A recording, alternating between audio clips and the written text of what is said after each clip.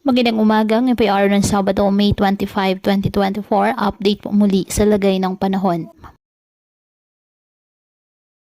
Ayon sa Pag-asa, patuloy pa rin po ngayon na minomonitor at ang bagyong si Agon at kasalukuyan pong nakakaapekto sa maraming lugar sa ating bansa.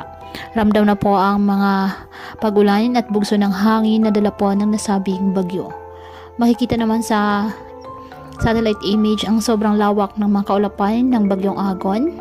Kaya asahan mapag-ulan sa Visayas, lalo na po sa Eastern Visayas, Bicol Region at ilang bahagi ng Mindanao at Luzon. Kaya may alerto palagi sa posibilidad ng mga pagbaha at pag-uhon ng lupa sa mga nasabing lugar. Ayon sa Pag-asa, inaasahang maglandfall ang bagyong Agon sa katimugang bahagi ng silangang Samar o Dinagat Islands ngayong araw bilang isang tropical storm category. Pagkatapos ito ay dadaan ang bagyong Agon sa hilagang Samar at posibleng mag-landfall muli sa timog silangang bahagi ng rehiyon ng Bicol sa may particular po sa Sorsogon, Albay o Catanduanes ngayong gabi bilang isang tropical storm category.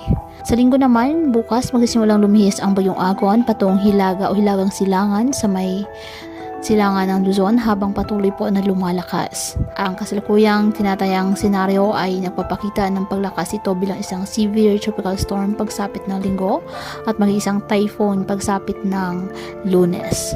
Kaya patuloy pa rin po natin na pinag-iingat ang ating mga kababayan sa banta po ng mga posibilidad ng pagbaha at pag-uho ng lupa lalo na kapag may malalakas na ulan at ugaliin po na magdala palagi ng payong o hatan mo panangga sa ulan sa tuwing lalabas po ng ating mga tahanan. At yan po muna ang update sa lagay ng panahon ngayong araw.